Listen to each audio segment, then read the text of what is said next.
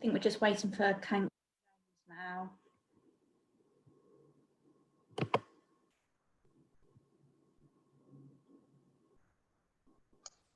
I'm here. Hi. Aye.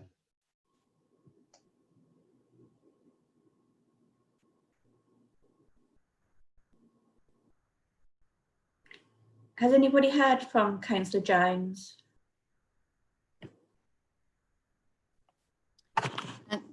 No, sorry, Chair, we haven't. Okay, I'll give him another minute and then we can start and then.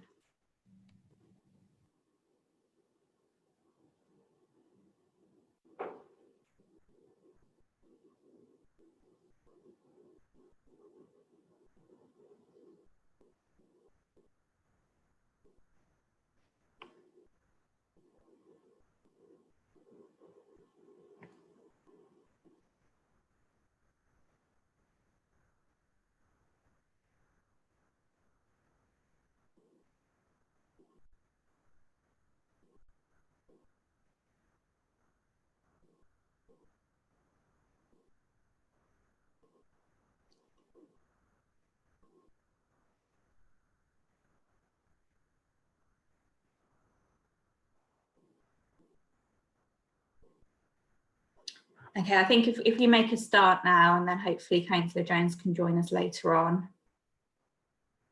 Okay, so welcome everybody to the committee and thank you all for dialing in. I've got a bit of an essay to read, so I'll get through that and then we can get to the agenda.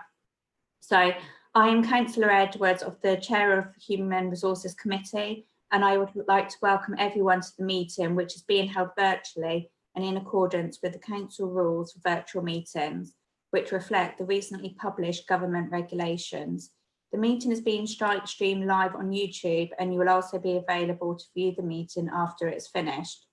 Councillors who sit on this committee are identified by name on the screen and I will introduce the officers by name before they address the committee. Councillors are reminded that although this meeting is being held remotely, they are regarded as being present in a meeting of the Council and they should observe the normal rules of behaviour under the Member Code of Conduct and not allow members of their household to distract them during the course of this meeting. Can members also ensure that their mobile phones are now switched off and or on silent? Members of the committee will turn on their video link during the meeting and keep their microphones muted unless they have been invited to speak by myself as the chair. Members are reminded that if they switch their video link off or move away from the camera, they will be treated as leaving the meeting and will not be able to take part in any vote taken on the item under discussion. Members can indicate their wish to speak by raising their hand and should only speak when I, as the chair, invite them to do so. The officers present will only switch their video link on during the item that they are presenting or where they wish to be invited to speak by me as the chair. As chair, I will confirm the name of any visiting speaker at the appropriate time and in the agenda who will address the committee by audio link. Councillors should declare that they are leaving the meeting and switch off their video link if they have a disclosable pecuniary interest or other personal interest in an agenda on the agenda. The councillors can switch on their video link when I call the next agenda item. Voting will be taken by a roll call and I will confirm the recommendation proposed for the committee before voting begins. Can each member indicate whether they are for or against the recommendation or whether they wish to abstain? Hopefully we won't have any IT problems, but can I remind councillors that if their connection is lost, they should immediately advise the Democratic Support Officer and use their meeting link to access the meeting again. Right, so on to the actual meeting now. So apologies for absence. I've got Councillor McKay is being replaced by Councillor Lovegrove. I can't see that Councillor Jones has joined the meeting, so I think we note his apologies. And I think everybody else here is present. Okay, so item 2, declarations of interest from anybody?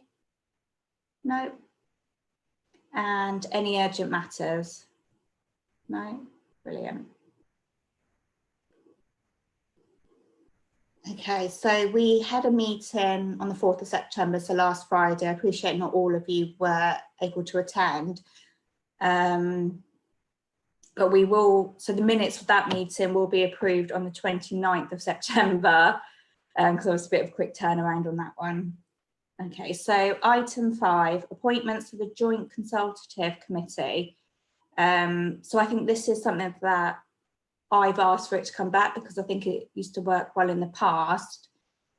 And it's for the Human Resources Committee to appoint 3 councillors to attend. So that would be as well as myself as the chairman and Councillor Rattigan as the portfolio holder. So can I ask if any 3 councillors are happy to put themselves forward for that? Yep, Councillor Gardner. Anybody else? Councillor Regan. No. I suppose we could also we could ask Councillor Jones if he's able to attend. If not, it will just stay vacant and then we can just go through it every council meeting. So at the moment it's myself, Councillor Gardner, Councillor Regan and Councillor Rattigan. Okay, so onto the main body now of the reports. I'm very pleased that we've got Paul Beaumont joining us, and he's the officer for the annual review of health and safety for 2019 to 2020. So if Paul can introduce the report and then there'll be any questions and debates. We've been asked to note the report, but obviously we can make any comments where appropriate. Okay, thank you. Are you okay to join, Paul? Yeah, there you are. Hi, hello Chair and fellow committee members and colleagues. I present the annual safety report to the committee today in order to demonstrate the achievements of the Council's 2 health and safety committees throughout 2019 and to show the work commitments that we've now set ourselves for this year and the first quarter of 2021. The safety approach taken at Basingstoke and Dean is a sensible management approach. We have robust policies, systems of work, risk assessments and procedures to prevent serious injury and ill health, whether those activities are performed by our own employees or by our contracting partners and agents. The report that you have in front of you explains the Council's current safety performance. It shows our incident data of incidents for 2019 in comparison with 2018. And the majority of those incidents are minor severity. We learn from near misses and accidents, and managers who are also IOSH nationally trained in managing safely to engage with the workforce and to investigate accidents and to look at accident prevention. And we do those systematically to prevent recurrences. The use of risk assessment, safety inspections, team talks, toolbox talks, they're all mentioned in the reports, and they're all management tools that we use to continue to improve safety in the workplace. In the closing stage of the report, I've shown Basingstoke and Dean's current projected action plan, so our future plan, which is scrutinised quarterly by the 2 councils' health and safety wellbeing committees and senior management team, senior leadership team. So Chair, the safety committees would like this committee to note the contents of the report, to work alongside us while we make a journey of continuous improvement, and I'm more than happy to take questions and any observations today. Okay, thank you. So first of all, any questions? Yeah, Councillor Westbrook. Thank you, Chair. Can you hear me? Yeah. That's fine. It's a question on page 17 under the coronavirus plan time frame. It talks about the loan of office furniture and other IT equipment. How was that achieved? Did we promote that to all of the staff? Have they had to go in and get their office furniture? Has it been delivered to them, or how has it worked, please?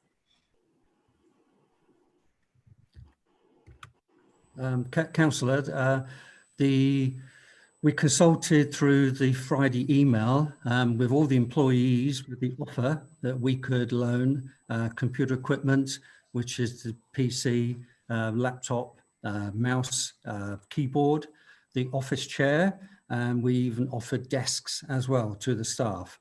Unfortunately, because of logistics, we couldn't offer any transportation, but we did allow the employees to come to the council offices with a family vehicle and collect that equipment. Not everybody's taken advantage of that offer. I myself haven't, because I have an office at home, but the offer has been taken up extremely well. And there has been, I think, complete agreement, power leads, everything has been pack tested, so it's safe and probably in the best condition.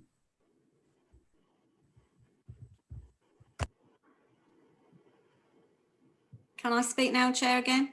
Yeah, of course. Thank you. Yeah, that's very interesting. I was particularly interested in the office chairs, because for some people to not have the appropriate seating equipment for many, many hours, it can have a consequence. So that's really good to hear.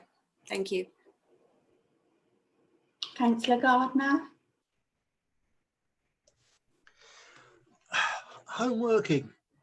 I noticed that under the home working report we get later, there's a requirement for a risk assessment to be carried out, and hours of work. Certainly if you're working at a desk in front of a screen and you're unsupervised, how do you keep control over the length of time people are actually sitting in one spot, staring at a screen? Are they advised what sort of breaks they ought to be taking?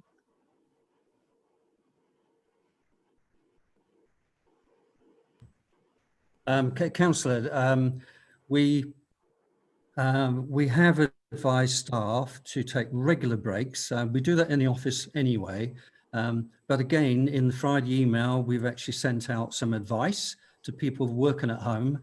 We know that working at home will never ever replicate the office environment. However, there are some little tweaks and some minor adjustments at home. I'm probably guilty, like many people. I tend to think, well, I'll just complete this quick report, or I'll go through a few emails and suddenly realise I've just spent an hour and a half at the machine and at the keyboard more precisely. And then reminded myself, well, really, I should have took a 5 to 10 minute break within the hour, not on the hour, but within the hour. And we've sent that message to our employees quite clearly. And it isn't just getting your hands away from the keyboard, it's actually to move away from the chair, it's to walk around the room or go to the window, then return. It's about using those different muscle groups of the body. And that does relax the human body.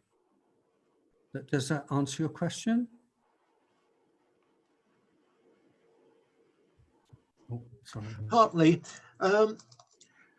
Later in the report, there are reference to members and councillors.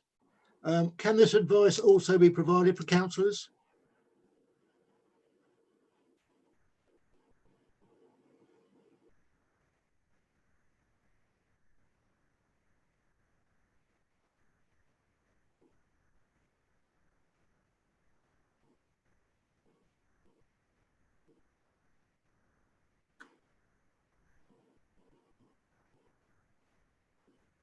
I think maybe Paul's having trouble connecting. Are you able? Yep. Hi, Sarah.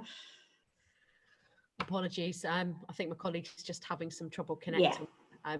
Absolutely, the same principles apply, and I think it's really important to recognise that actually these are the same principles that should be in place whenever someone is using VDU equipment, irrespective of whether that's at home or the office, and was the same pre-COVID as well. So yes, the advice, and it's general advice that's available on the HSE website, and general VDU advice, which is about having that break every hour and moving and changing position. So yes, that advice is equally applicable.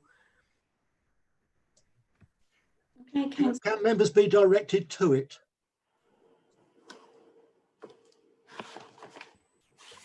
Yeah, I'm absolutely more than happy to share that information, and I can send around a link to do that. I'm sure we can send that to all members. Councillor Rattigan, I think you had your hand up. Thank you, Chair. I move to page 12, which is the tabulation of accident statistics. I wonder, can I ask Paul, there's a line on there that says violence and abuse at work. I wonder if you could confirm whether this is operatives out in the greater public, or is it staff on staff? Because that would be much more concerning if it was abuse at work or staff member to staff member in the confines of our buildings.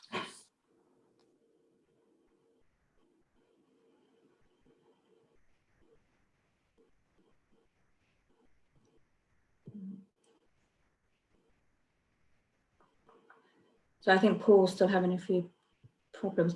Sarah, are you able to answer on Paul's behalf? Oh, there he is. Sorry, Chair, That's fine. No, committee that's members. fine. I've lost entire connection, I'm afraid. I've just heard Councillor Rattigan query about the abuse and violence threats. And we've had threats to burn the council building down as well on 2 occasions.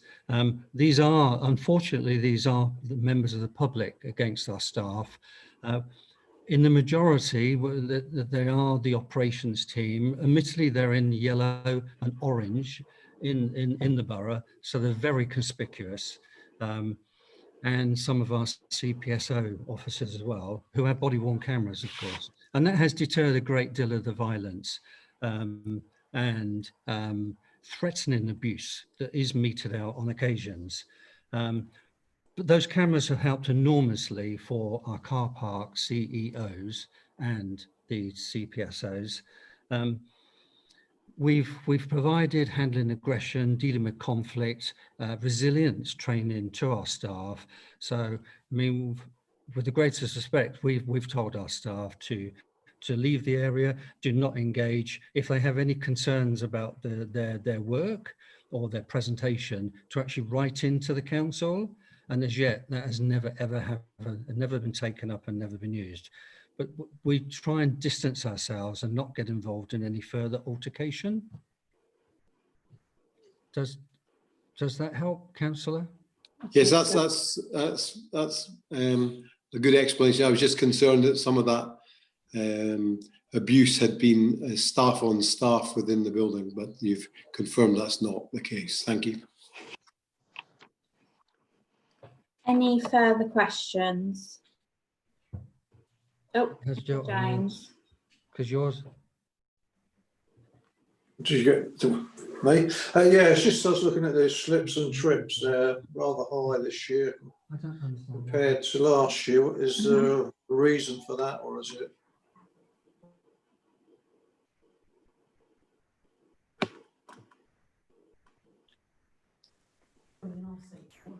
I don't know if Paul's gone again. Apologies, Chair. I'm now back at my screen. Could Councillor repeat his question? I am sorry. That's okay. Having a bit of a tough time. Sorry, I've lost me. Was there the question again? Sorry. Yes, please. Yeah. Well, I've only just got in myself. So, yeah, it's the slips and trips. It's 15 over a year, I assume, whereas 4 last year. Is there a reason for that, or is it in the office these things happen, or is it outside? Or I think it's quite important to find out, because if it's inside the office somewhere, something can't be going right if people are tripping and slipping.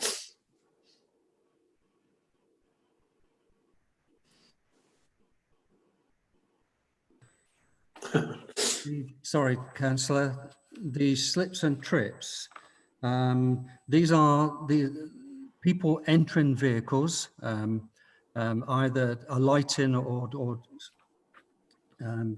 descending from that vehicle. We've had, would you believe, a play inspection example, and that was ironically on some rough ground. We've had some staff have actually collided with their litter cart barrow. We've had people just walking on tarmac on some rough ground where their knee has given way. We've had concrete seams at one of our depots. The bituminous strip that is normally in that seam had worn away. It had not been picked up on the safety inspection, but one of our guys had just got his hill, and it's quite a large surface area of the hill, and lost his balance. We had a member of staff in the canteen slip. We investigate all of these, and we haven't really normally seen a notable defect. And the lighting is normally pretty good, but people will slip, trip and fall over. I better not bore you, but there's a theory that quadrupeds, as we used to be, or on all fours, we still haven't adjusted to walking on two limbs, but and that's a human factor recognised by the HSE. We had a pavement, and we had a drain cover. So fairly minor, quite trivial, but unfortunately it depends how the person jolts. Just depends on how they then try to reassemble themselves in an upright position.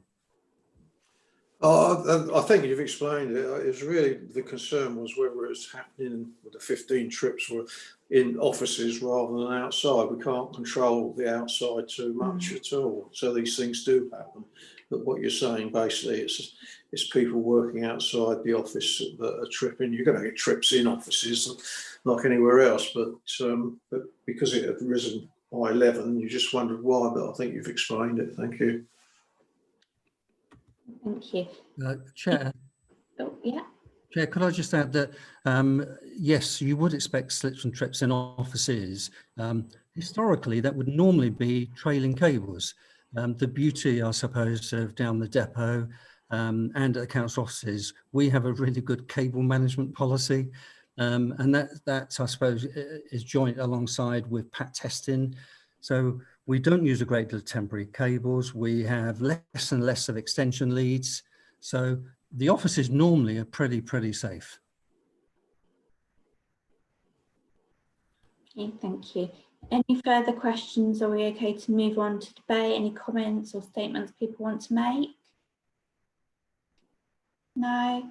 Okay, so I think we can obviously note the report, and then for Sarah to email all council members the links for health and safety on working at home to be circulated to all members. Okay, thank you.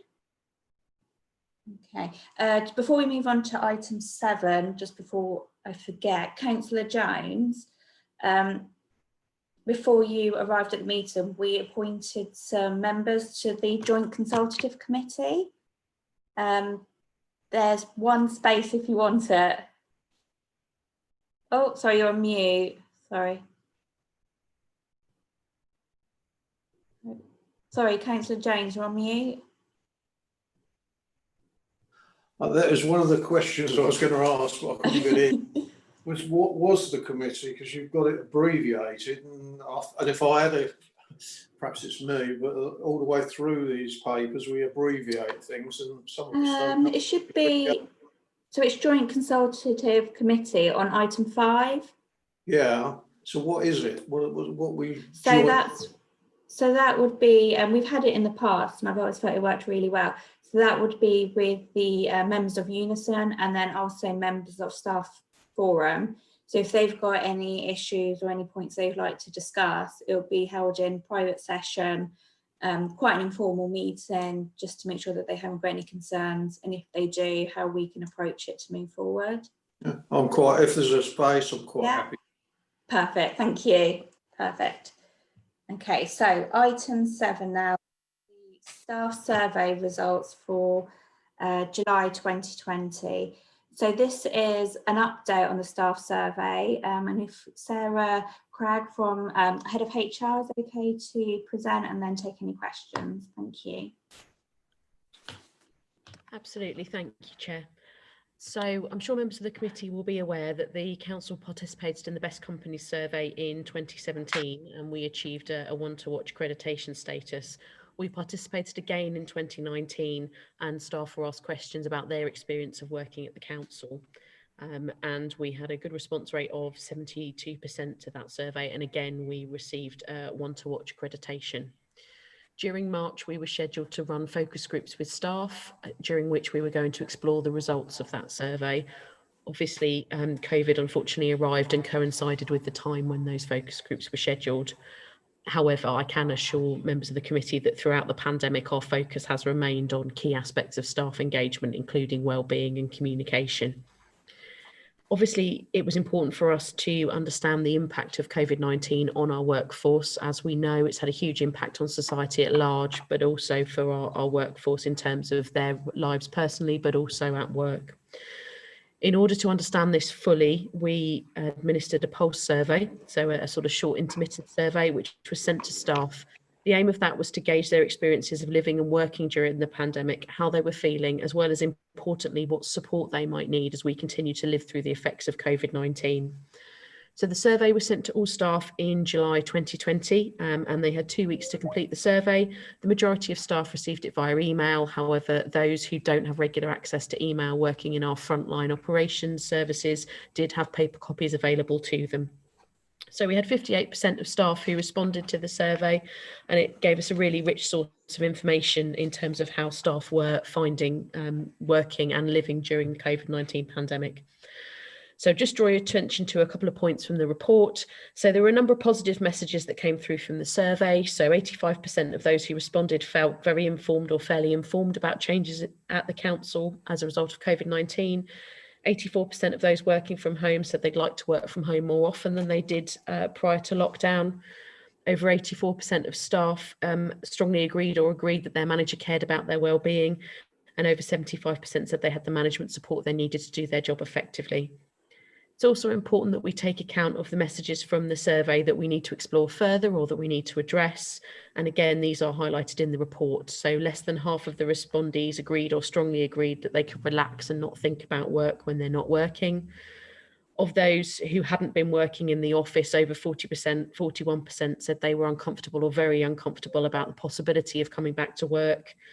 Over 70% said during the previous 2 weeks they'd only felt close to people rarely or none of the time or some of the time. Over 45% said the changes had had a negative impact on their work productivity, with 32% saying it was slightly negative. And those who'd been working from home were asked about the negatives that they'd experienced, which may have impacted that productivity. And the common being missing face-to-face interaction with colleagues, but also some things that were quite specific to COVID. So people having other members of their household at home, people trying to balance homeschooling and work life. So there were a number of specific COVID things that were impacting when people were working from home. So in terms of how we've used the survey, the council-wide results are being shared with staff via a newsletter, and that's been sent to staff, which went out in the Chief Exec COVID-19 briefing. And it's also going to be shared at the staff briefings, which are scheduled to take place later this month, as well as results which will be shared at a more local level. The initial results from the survey were also used as part of the work on our roadmap for future working practice as a result of COVID-19, and we'll be communicating with staff on an ongoing basis in terms of how we're going to use the information that we got from the survey to support them during their work, both physically in the office or out when working in the community or when they're working from home. Very happy to take any questions or reflections. Thank you. Councillor Jones. Thank you. The only concern I have is about the street scene business unit and the parks. It's the response was low, whichever way you look at it. I just wonder whether you should be looking at why it's so low. Do they feel part of the service, or is it just that they don't use computers as much as other people? I just wonder whether you've looked into it, because you're saying it's historically low, but this day and age, we need to find out why.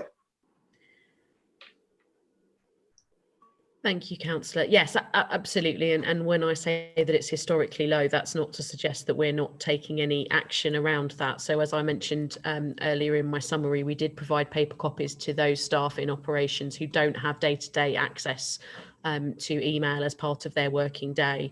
We've also been working very closely with colleagues in Unison, and I did have a number of conversations with them prior to the survey being launched to get their support in terms of sharing with their colleagues the importance of completing the survey.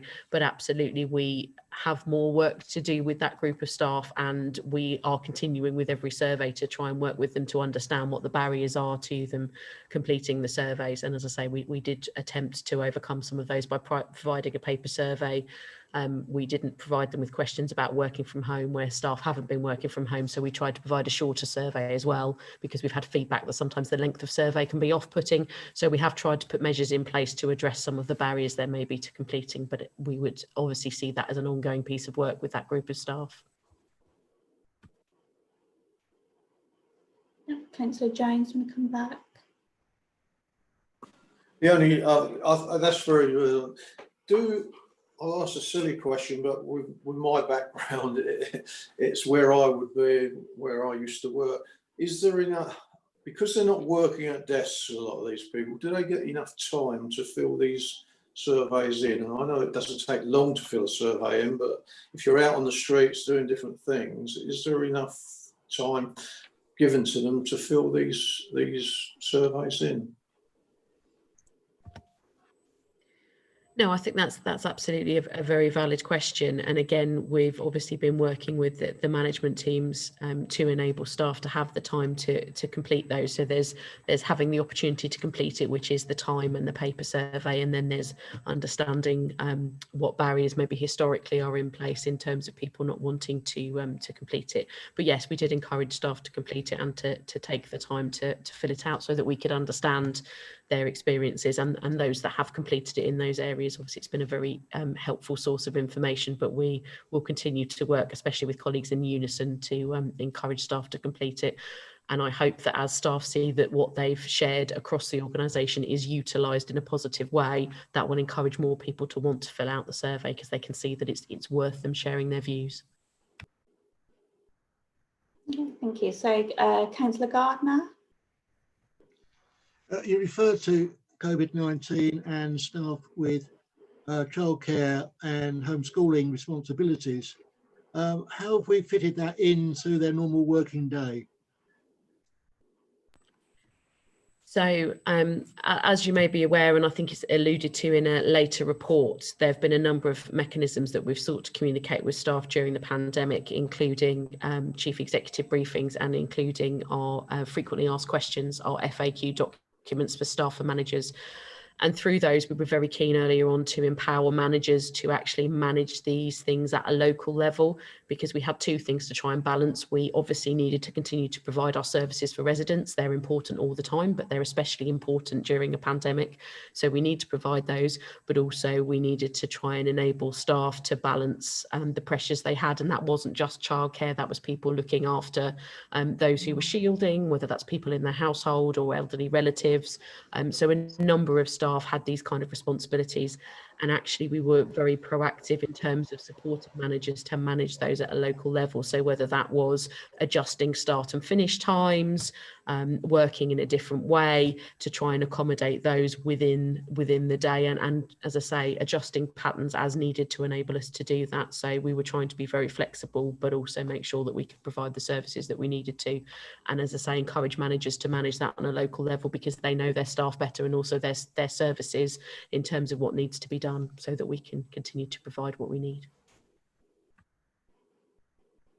Thank you. Any further questions on this item? No. Okay, if we move to debate, anybody want to raise any points or discussions? No? Perfect. Okay, so I think we just go with the recommendation that we note the report, but I think maybe at the JCC meetings we could take the opportunity to discuss with members of staff, especially from the ops team, on how they feel, what would enable them to complete that survey better.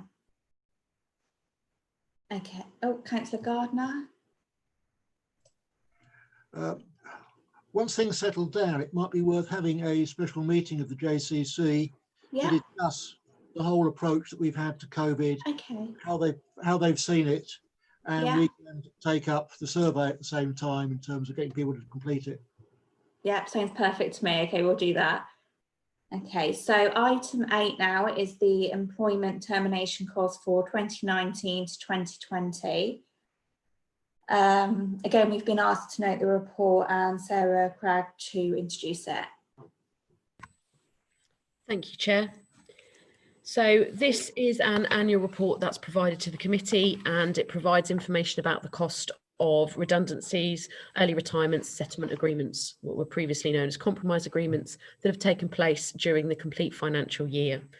At the request of the committee, we had already provided some information in March 2020 for Q1 to Q3 of 2019-20 in relation to the termination costs. So this is a follow-up to that report. So for the whole 2019-20 financial year, the council incurred termination costs totalling £68,305.09. That compares with a total for the previous year of £388,753.09. Of those costs in the last financial year, 2019-20, 34,196 of those were related to settlement agreement payments, and that excludes any payments for pylon, which is pay in lieu of notice. And the remaining £34,109.09 related to payment in lieu of notice payments.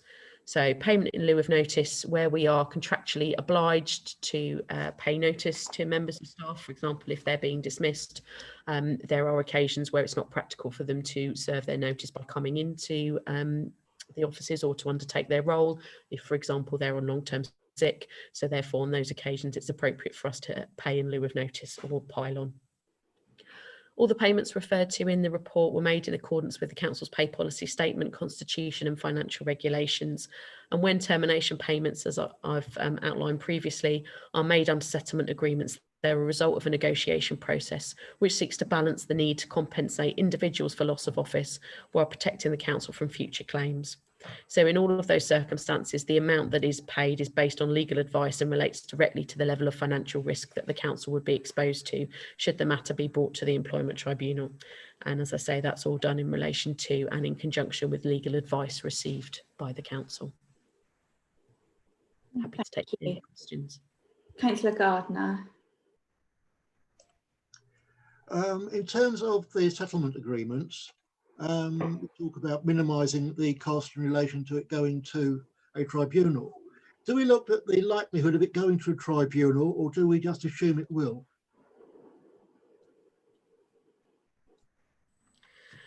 No, we do obviously, as part of the legal advice, take into account the likelihood that it will progress to a tribunal.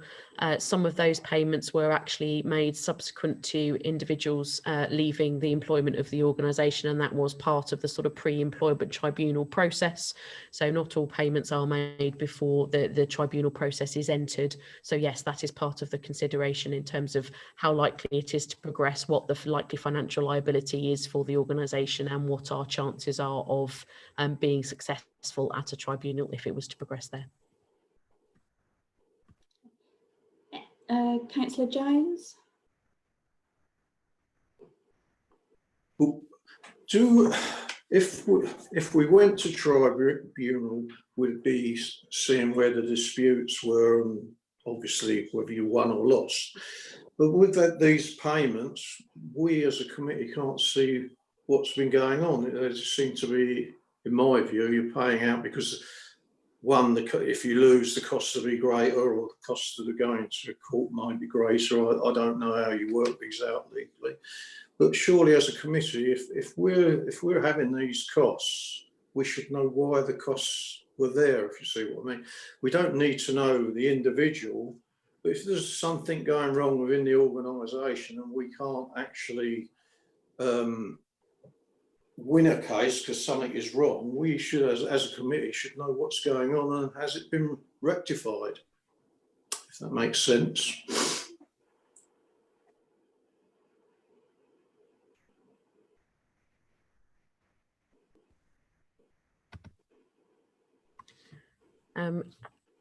I don't know that there's a specific question that I can necessarily answer in relation to that. I suppose the only point that I would make, and it's one that I already have, is that when these are considered, they are about the potential risk to the organisation, both in terms of financial and reputational is part of it, but it is on the basis of legal advice in terms of what may happen at a tribunal.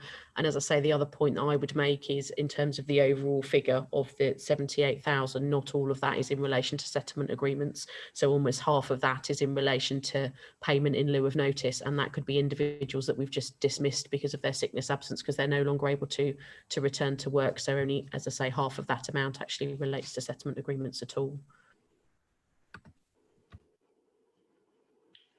Councillor Gardner. Picking up on Tony's point, I think if something was going to a tribunal and we thought we'd lose, and therefore we decided on the settlement, the reasons why we would lose are something that this committee ought to be considering. And I think even if we don't talk names or specifics, we ought to be able to have a look at the circumstances.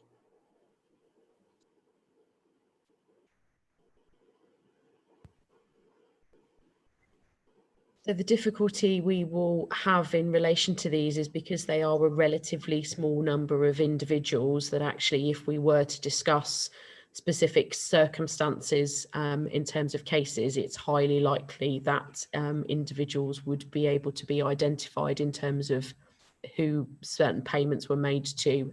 So even if we didn't identify the amount related to the individual, it's very likely in a number of the cases that they would be individuals who may be known to members of the committee and therefore would be identifiable on that basis. Can I just ask a question? Can I just butt in a minute? Just quickly, I've just got to go outside. I haven't left the meeting. Okay. Okay, that's fine, thank you. Just a quick question, on the termination costs. Are they reviewed by a member of the cabinet or the leader at all?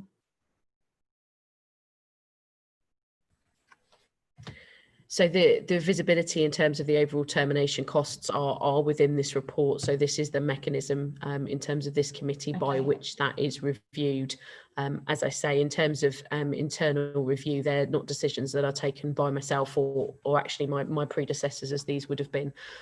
They're also in conjunction with not only the external legal advice, but they're also, as per the pay policy statement, signed off by the monitoring officer and also the Section 151 officer. So it certainly isn't anything that any individual makes in terms of a decision in isolation. There is a governance process that sits behind that. So if we go to Sue Curden, the Section 151 officer, and then we'll move on to you, Councillor Gardner. Thank you, Chair. So yeah, I'd just like to reiterate in that, as Sarah said, there are a number of people that are involved in terms of signing off the decision, but they are signed off by very senior officers of the council. Certainly, if an issue arises within a service area, it's clearly discussed with the executive director, who then actually picks that up and deals with it in an appropriate confidential manner. So whilst appreciating that the committee, obviously clearly and have an interest in terms of do we have the right process and practice, it is in line with the policy, it is in line with our legal requirements, and I can give every assurance that the senior leadership team of the council takes them all very seriously and picks up any residual issues and makes sure they are followed through. So I'd just like to give that assurance. Thank you, that's good to know. Councillor Gardner. I think I can accept what Sue had to say. Yeah, perfect. Okay, any further questions? No? Move to debate? No? Okay, so again, we're all, I think, in agreement to note the report. Thank you.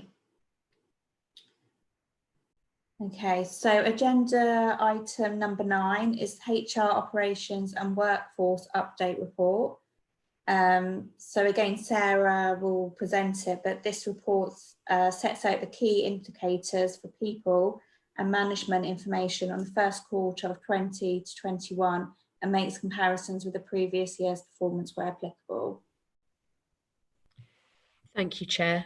So this is our overall summary report really in relation to HR operation and workforce updates.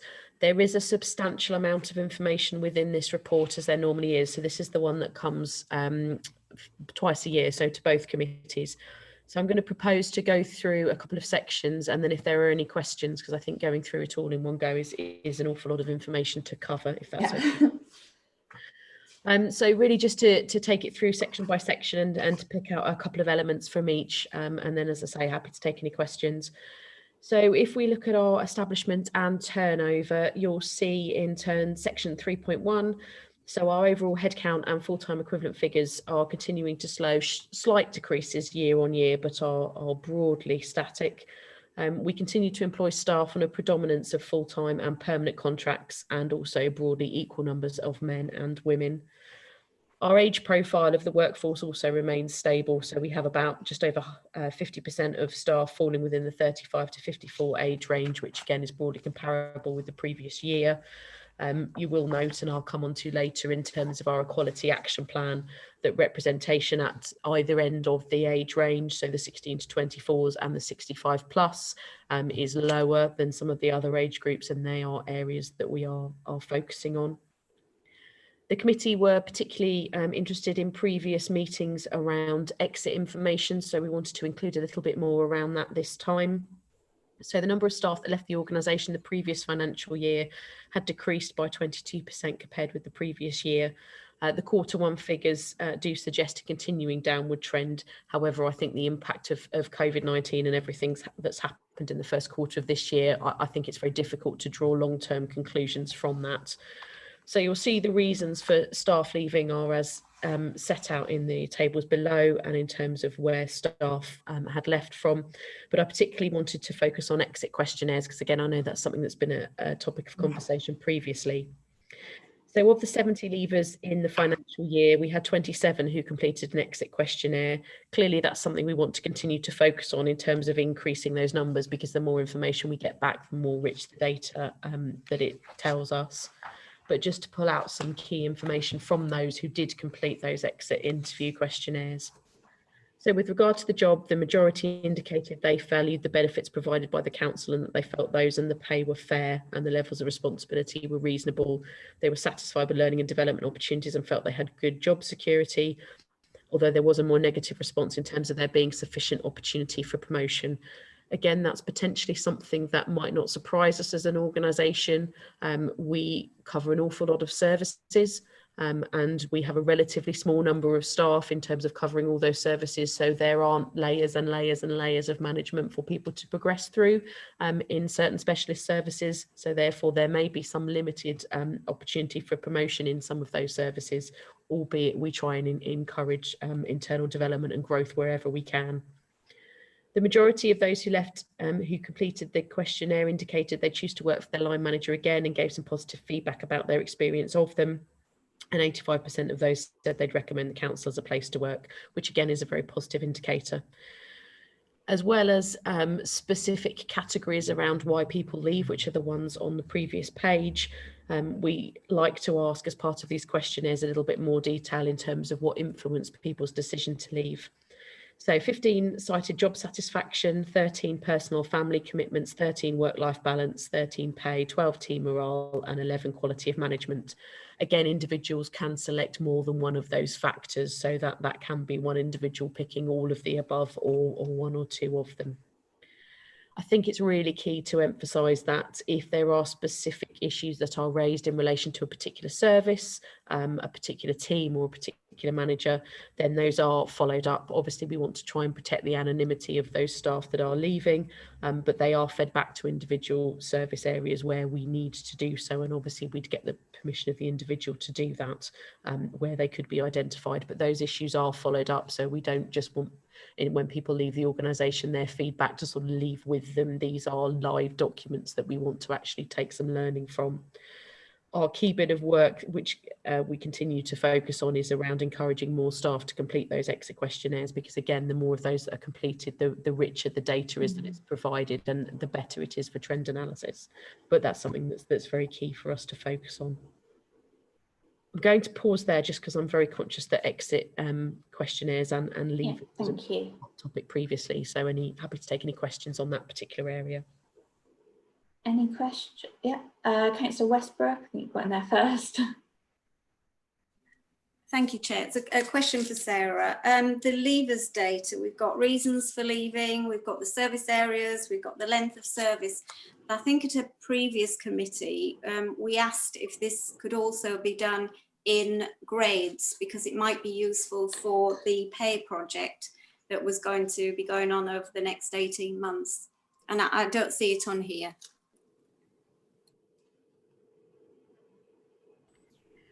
My apologies. We will ensure that that's picked up for next time. And I'm very happy subsequent to this to pull that information together and to circulate that to the committee, because obviously come March, that's significantly removed from when the data was. So we'll pull that together for the previous financial year and we will circulate that. Councillor Gardner. On 4.6, reason for absence, anxiety, stress, depression, do we break that down into work-related and other?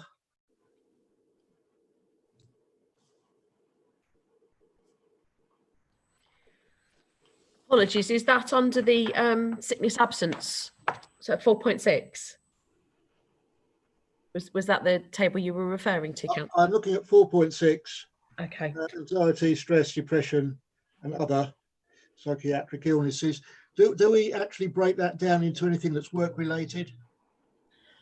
We don't know in terms of the data that's stored on the system. There are a number of reasons for that, primarily because it can be quite difficult to differentiate the two in terms of work life affecting home life affecting work life. So quite often drawing a specific distinction between the two can be quite difficult.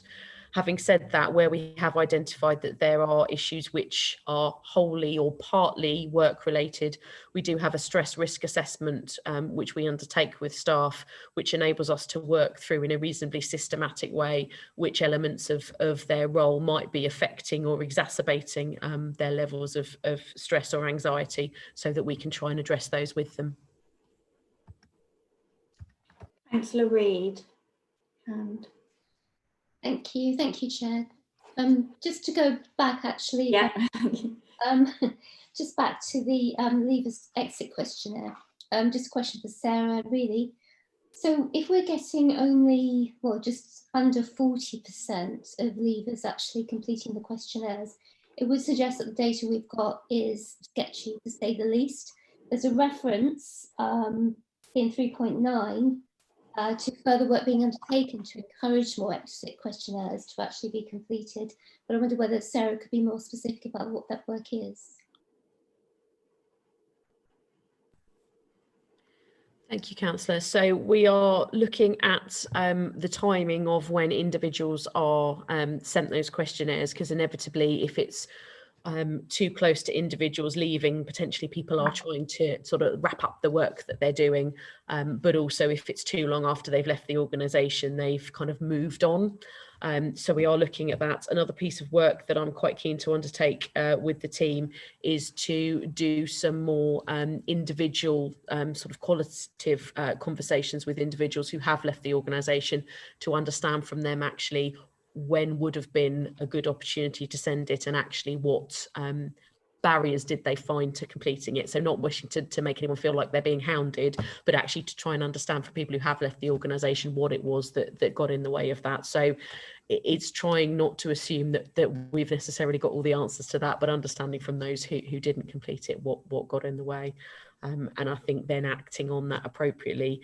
Historically, where I've worked in other organisations, that what you tend to get back is people being concerned that they might want to return to the organisation, and therefore they don't want to share anything which would be seen as detrimental to their ability to return in future.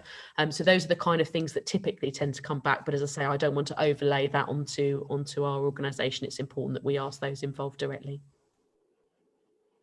Thank you. Any other questions on the exit interviews? So are we okay, Sarah, to move on to section 4 on the sickness absence? Absolutely, thank you, Chair. So obviously we've picked up a couple of elements of that already.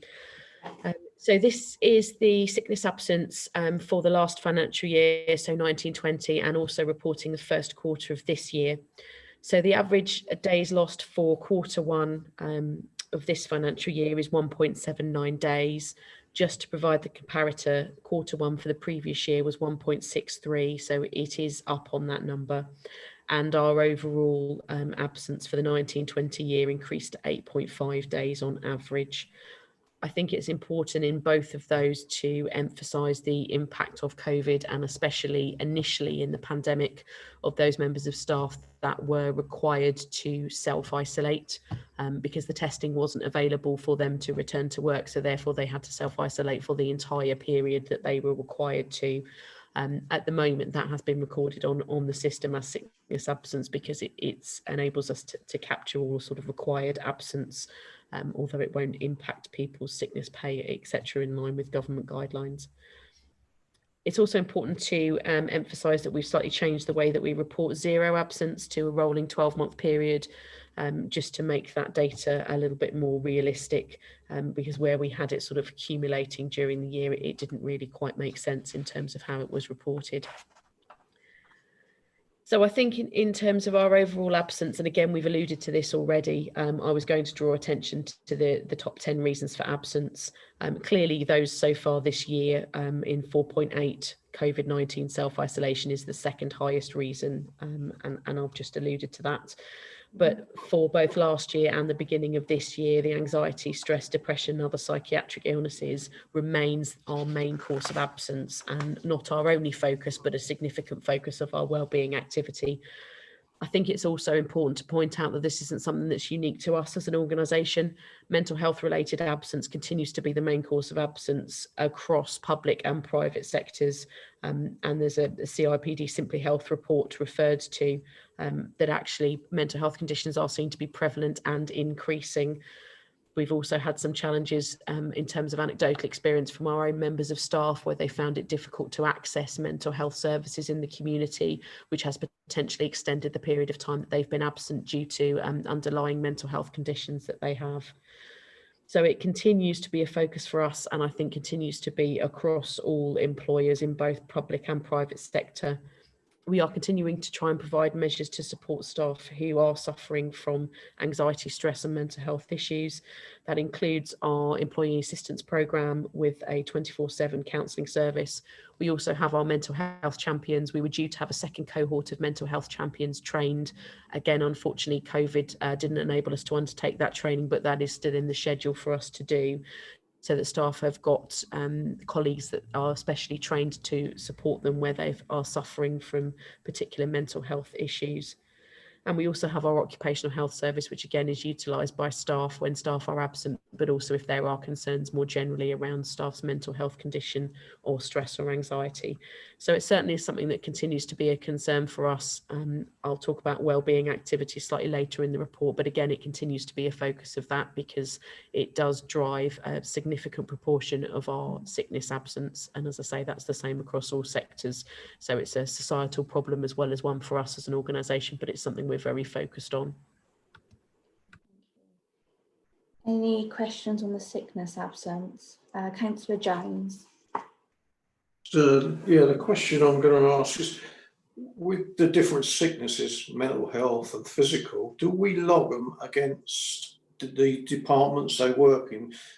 Because the reason I'm asking is because obviously you do a physical job, people could be out more with bad backs, things like that. So there's a problem there. And the same with the mental health thing, it may be certain departments are under more stress than others. Have we got that information? Yes, so we do have access to that information at a more local level. Again, obviously the further down you get and the more specific you are around reasons, that's where we just need to be a little bit careful in terms of individuals being able to be identified, because as you can appreciate, both in terms of physical and mental health, there are obviously confidentiality things for us to be aware of. But yes, we do have access to information which enables us to look at reasons of absence against where that absence is. And as you would expect in roles that are more physically demanding, typically you would see sort of more musculoskeletal problems, etc. But obviously mental health is one of those that can affect anyone at any time. So that is very much a leveler in terms of teams, grades, seniority, etc. Having said that, clearly that is also looked at by HR business partners along with team managers and service leads to understand if there are particular points, teams, services where things like mental health are flagging as particularly high, because obviously that's something that we would want to focus on. So yes, that information is available as and is used as part of our sickness management. Any further questions on that section? No? Okay, so section 5 is the workforce equality information. We'll focus on that now. Thank you, Chair. I'm going to go through a few sections if that's okay. Yeah, that's fine. They're sort of getting shorter. Quite a long report, but obviously these are all incredibly important, which is why they're present within the report. So workforce quality information is also obviously really key for us, and the diversity of our future workforce is a key focus and one of the priorities in the 2020 Equality, Diversity and Inclusion Action Plan. So there's a range of activities on an ongoing basis that address some of the challenges we have around the diversity of our workforce, and I've already alluded to some of those, such as age range. So the focus on promoting apprenticeships as a route to joining the council is really key, and that involves a number of officers engaging with local schools and colleges to promote these opportunities. Our extensive staff wellbeing programme, and there's always more that we want to do in that programme, is key in raising awareness of both physical and mental health conditions, not only how individuals can be supported by the council if they are suffering from physical or mental health conditions, but importantly encouraging people to talk more openly around those, and especially related to mental health, actually encouraging people to talk to colleagues, to talk to managers, to enable that to be part of our ongoing conversation is really key. Also, engagement with local community representative forums is vital, and that enables us to gain intelligence around how we can improve accessibility and inclusivity of recruitment and retention practices within the council, because it's really important to emphasise that what's key for us is getting the best person for the job, because all of our roles are really key in the services that we provide, but we want to make sure that there's equality in terms of people being aware of those opportunities, being able to access them, and being able to put themselves forward as joining our organisation. So that equality of opportunity is really key. You have already had a report in March around the gender pay gap, and again that continues to be something that's very positive for us as an organisation and something to celebrate. In terms of areas to focus on, I've already alluded to those under 30 and those over 65, both of which are areas for us to focus on. The ethnicity breakdown remains largely unchanged, and again that's part of the conversation with local groups around how we encourage us to be an employer of choice across our community for people from all sorts of different walks of life. I'm also going to go on to COVID-19, and then I'll take both sections together if that's okay. Yeah. So alluded to this in some of the conversations around the staff survey, but clearly the COVID pandemic impacted our workforce as it did across the whole of society, and our pandemic management team has coordinated the response of the council during the pandemic and continues to do so, which includes the management of the workforce. And I think it's the credit of all staff that we've continued to provide services to a high standard despite the impact that pandemic has had on each and every member of staff. And as we've alluded to, that's everything from homeschooling to having partners at home, to looking after elderly relatives, parents, having members of the household who were shielding, or individual members of staff who themselves were shielding. So there's been a huge number of staff in the workforce who've had a lot to contend with during COVID-19 whilst continuing to provide our services. It's important for us to reflect on the measures and actions that have been undertaken at various stages, a number of which are still in place to support staff. So those in essential services that could not be performed at home continued to work during the pandemic. So our operations team, for example, continued to work in those front-facing roles. Admittedly, some of those were staff who undertook other roles during the pandemic as required to support essential services and additional activities generated by COVID-19, for example, the community hub. So the community hub was supported by office-based staff, but also frontline staff such as our CSPOs, etc. So a range of staff from across the organisation supported those activities to support our residents in these difficult times. Those staff in roles which could be undertaken from home have been working from home, and linked to that, the Dean's Building was closed on the 22nd of April, with Parklands and Goldings remaining open throughout the pandemic with appropriate safety measures and signage. And again, that's changed and been updated as government guidelines have changed. Council-wide risk assessments were undertaken and shared with the workforce, included with Unison, and that was in line with the government's COVID-19 secure guidelines, as well as working with services at a local level around their risk assessments. Staff working in frontline services were supported to operate in line with government guidelines. So that included everything from social distancing through to measures such as changing shift patterns and how they worked to enable staff to continue to deliver our services. We've also submitted daily sit reps from the beginning of the pandemic to the pandemic management team, and we're still completing those now, which enables us to have an oversight of the daily staffing situation throughout the pandemic and how that's fluctuated and changed as the pandemic itself has changed. In terms of keeping in touch with staff, I've already talked about the FAQs, frequently asked questions. We had a set for staff and a set for managers, which covered as many aspects as we possibly could, what COVID-19 was, how it manifested itself, what the government guidance was, how managers should support staff who might have childcare or other responsibilities, what measures the council were taking, anything and everything we wanted to include in those FAQs for staff to access as and when they needed to. We've also produced a roadmap and shared that with staff, which is linked to the government's national pandemic alert levels, and that outlines a plan for future working practices during the COVID-19 pandemic. And obviously, I've already referred to the survey that was sent out. During the pandemic, the HR team also developed in-house and hosted some leading remote teams virtual training session for managers, and they were designed to help support managers during the pandemic. They were about addressing the immediate issues of working during the pandemic, sharing tips and best practice, which focused on things like staff wellbeing and managing by outcomes.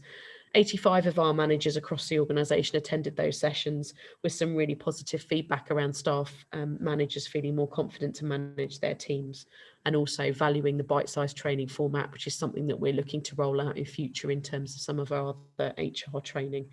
So lots of activity that took place during the COVID-19 pandemic. And as I say, much of it still continues at the moment as we continue to work to support staff during these unprecedented times.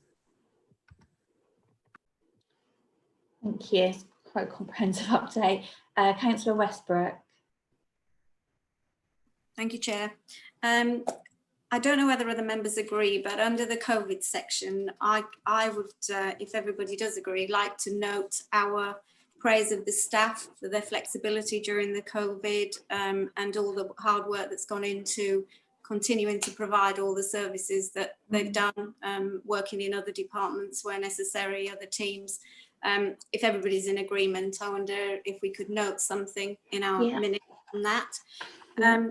Also in the same section, it's probably me, but page 45 talks about daily sit reps have been submitted to the pandemic management team. I think I know what that means, but could Sarah clarify what they are, please? And then finally, I don't know whether we've got round to this, the section on the apprenticeship. I'd like a bit more explanation on that, because it talks about the government saying that 2.3% of the workforce should be new apprentices, and yet we're actually saying we're not going to be able to achieve that going forward. Thank you.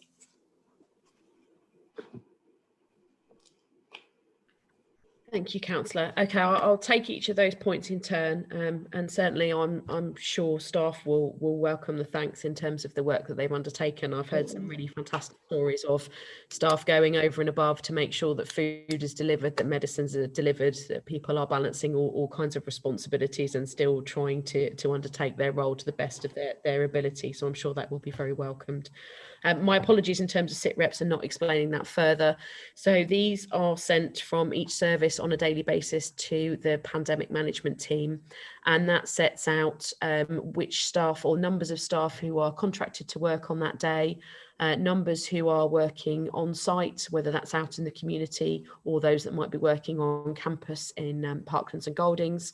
It also outlines who's on annual leave, how many might be self-isolating either for themselves or because of their family members.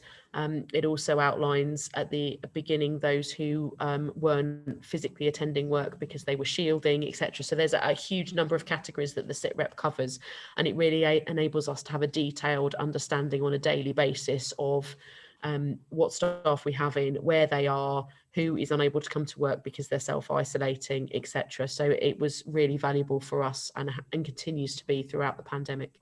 So it's been really valuable for managers to continue to send that in, and that's in by 9:30 every morning, and shared with the pandemic team very shortly afterwards. In terms of the apprenticeships, if that's okay, I'll pick that up when I get to that section, if that's all right, Councillor. Councillor Gardner. On the ethnicity breakdown, 5.4, do we have a comparison with the BDBC demographic? And on 5.6, where we talk about applications, do we have a similar breakdown for successful applications?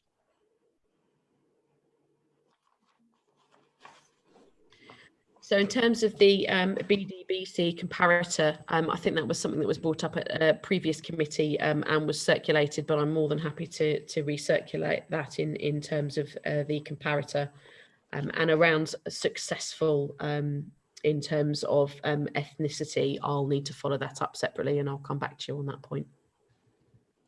Councillor Lovegrove. What can be pulled from the system, because the current HR system is not as user friendly as I'd like it to be in terms of the ability to pull from it, which is why we're looking at getting a new one. Thank you. Sorry, Councillor Lovegrove. Thank you, Chairman, and it's been a great experience listening to this committee. It's the first time I've ever been on this committee in 20 years, so it's quite an enlightenment. Those who didn't know what SITREP was, I don't know if you wanted to know, but when 1966 in the Royal Navy had SITREP was a situation report due to ships being in different positions, but it's SITREP, situation report. Thank you very much, Chairman. Thank you. Thanks. Okay, any further questions on those? Oh, Councillor Jones.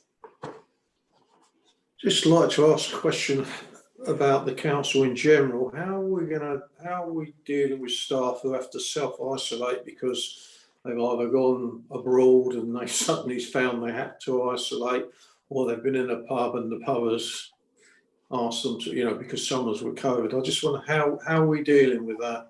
Are we dealing with it sympathetically and they get full pay or whatever?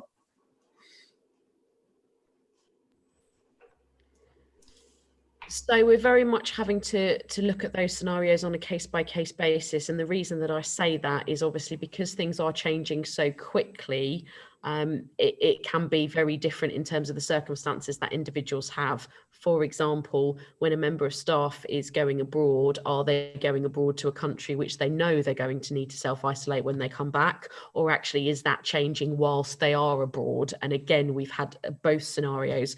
What I can say though is they are not numerous in terms of the scenarios, and managers have been instructed that where those situations are coming up, they're coming back to HR and discussing that with their HR business partners so that we can ensure staff are treated fairly across the organisation, as I say, taking into account all of those individual circumstances. But it's very difficult to have a blanket answer because there are so many different circumstances that can cause people to need to isolate, whether that's going abroad or, as I say, as you say, if they, through track and trace, have been requested to isolate. So we are dealing with those, looking at the individual circumstances, but obviously being supportive to staff who are continuing to do everything they can to deliver our services.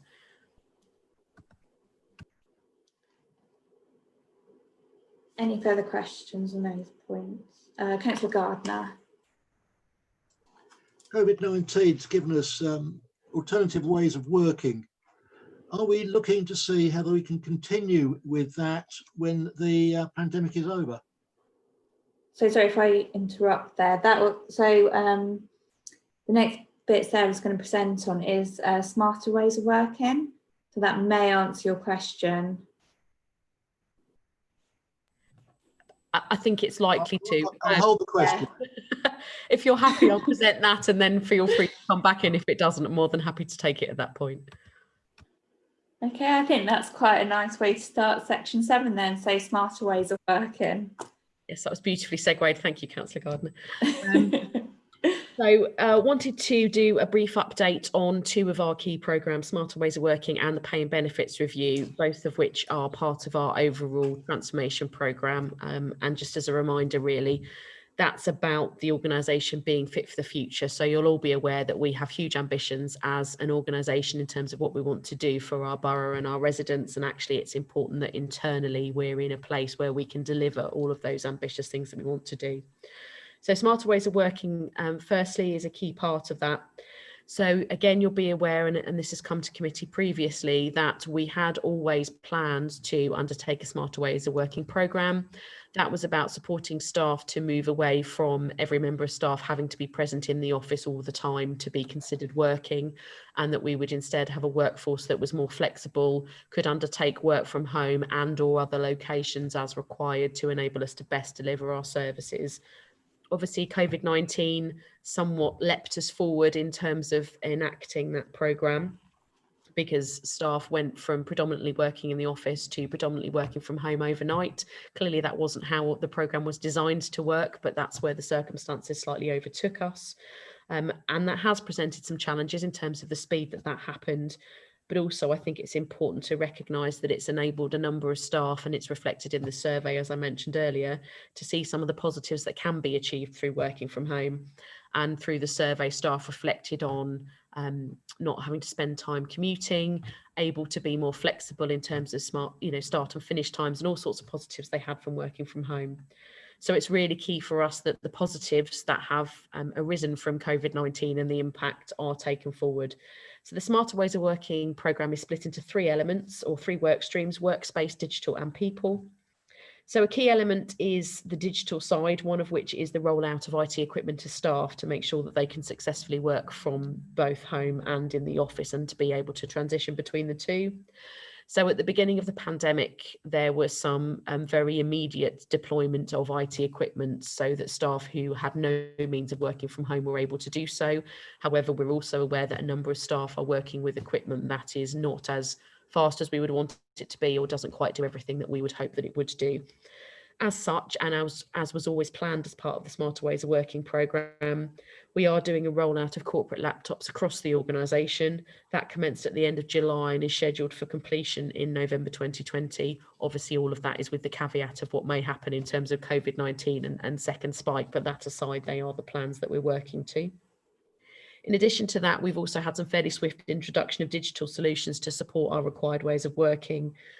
Everything from using Zoom, as we are currently, to Microsoft Teams being made available for use across the organisation, and a number of other sort of slightly lower level digital changes that we've had. So all of which have supported staff and members as well to be able to work in this digital environment.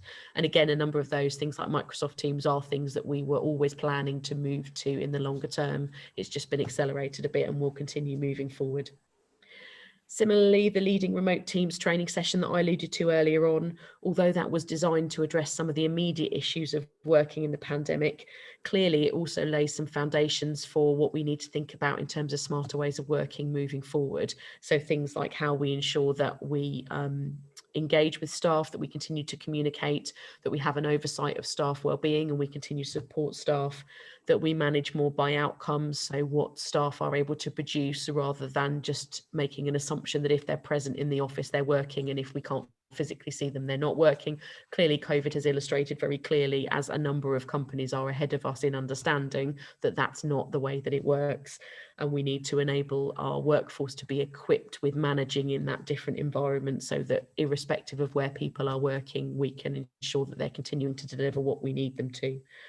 So the Smarter Ways of Working programme was always scheduled to take place. Some of it, like the IT rollout, is broadly in line with where we would have been anyway in terms of our plans. The cultural change piece is a different one now. What was originally around a cultural change of getting people used to the idea of working from home, we're now having to do it from the other way really, and support people who maybe didn't have a good experience of working from home, maybe because they were homeschooling, others were at home, they had challenges with their IT kit, whatever it might be. So we're now working with those staff to support them moving forward and focusing on how we enable people to have the best possible home working environment so that they want to continue to work in that way moving forward. And positively, from the staff survey, the vast majority of staff who have been working from home said they would like to do it more often. So I think there's some real positives for this programme that we can take moving forward. Absolutely. Any questions in that section? Roger, sorry, Councillor Gardner, was your question That answered. was well covered. Thank you very much. Good. Councillor Regan?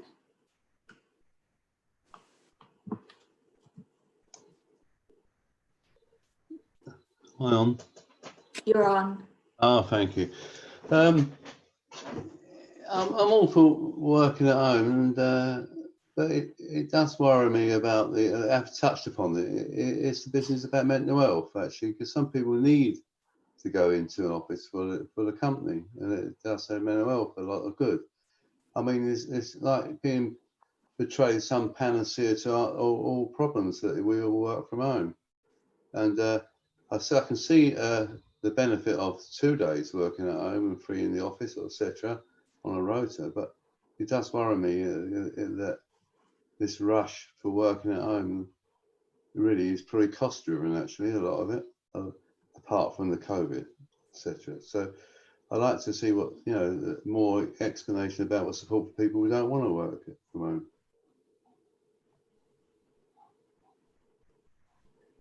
Thank you, Councillor, and I think that's a really important point.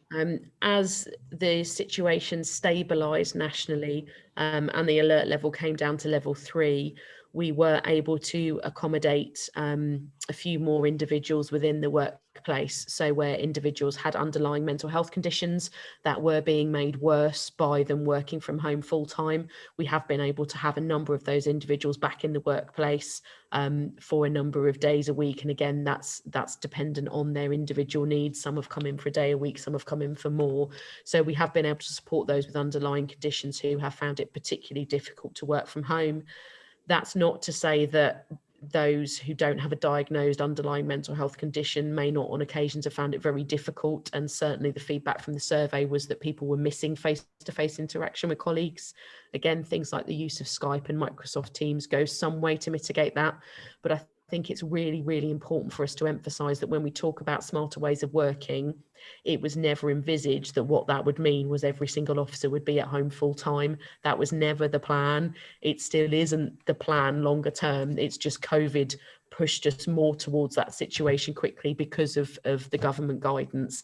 However, when we get back to I won't say normal because that's an unfortunate term at the moment, but when we move from a COVID situation to a smarter ways of working situation, the plan was always that individuals would be able to have a combination of working in the office and working from home, because we recognise working from home can bring some real benefits, but actually being able to meet face-to-face with people can bring real benefits as well when you're talking about collaborating and trying to come up with new ways of working and being more creative in how you tackle problems. All of that can be really helped by working face-to-face. So longer term, under smarter ways of working, it was never supposed to be an all or nothing.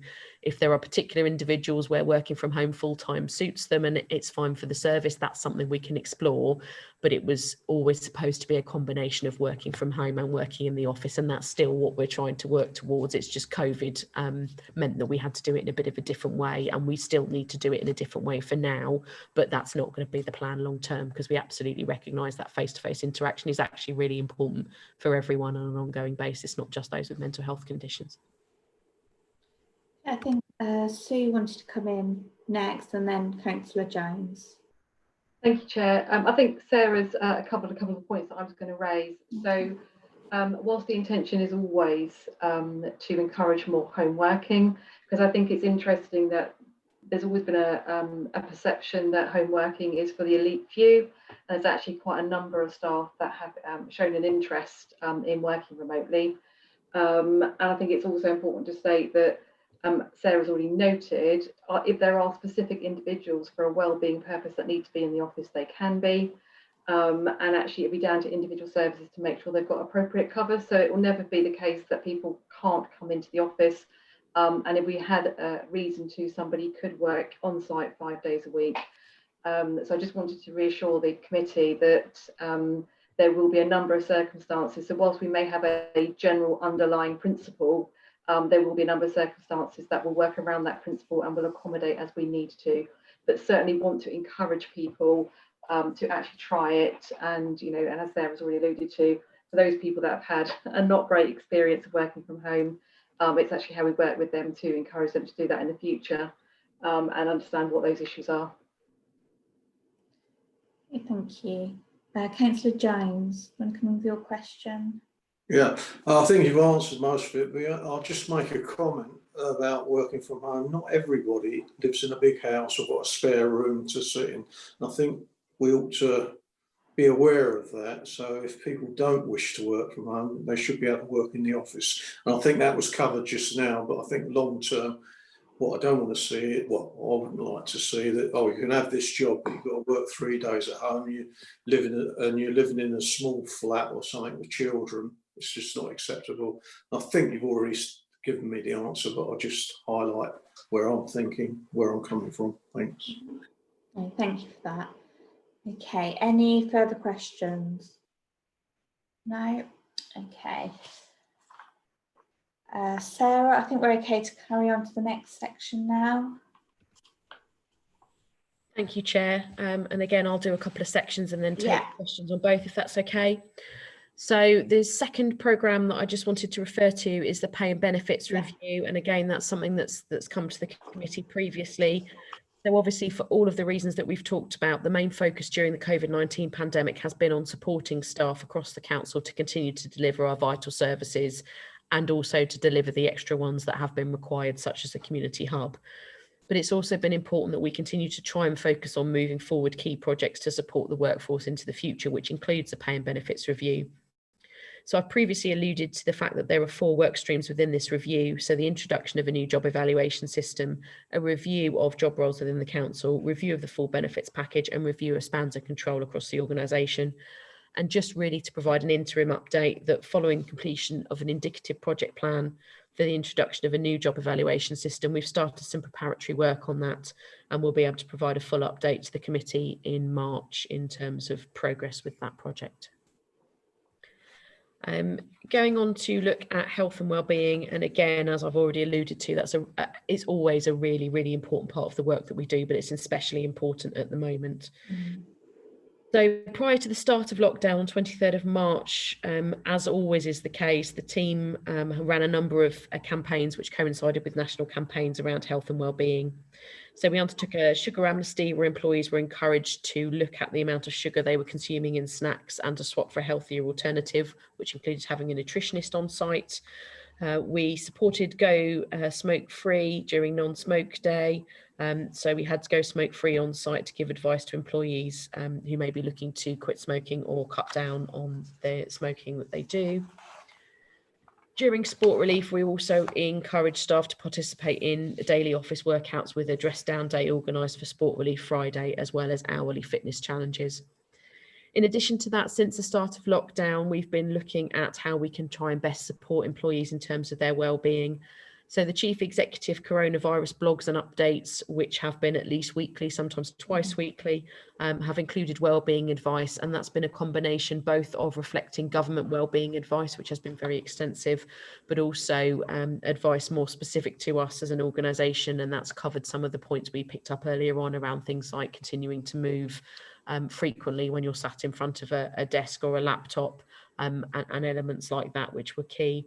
We also set up some wellbeing pages for staff to access with advice, information and guidance on all sorts of things such as homeschooling, wellbeing during lockdown. We introduced an induction and new starter page because obviously we weren't able to do induction in person as we had done previously. So we've sought to set up a virtual version so that staff can still feel part of the organisation. As it is worth noting that we've had a number of new starters to the organisation during lockdown, including 2 of our heads of service. So we've worked really hard to help them feel part of the organisation, even if they haven't had quite the induction they would normally have.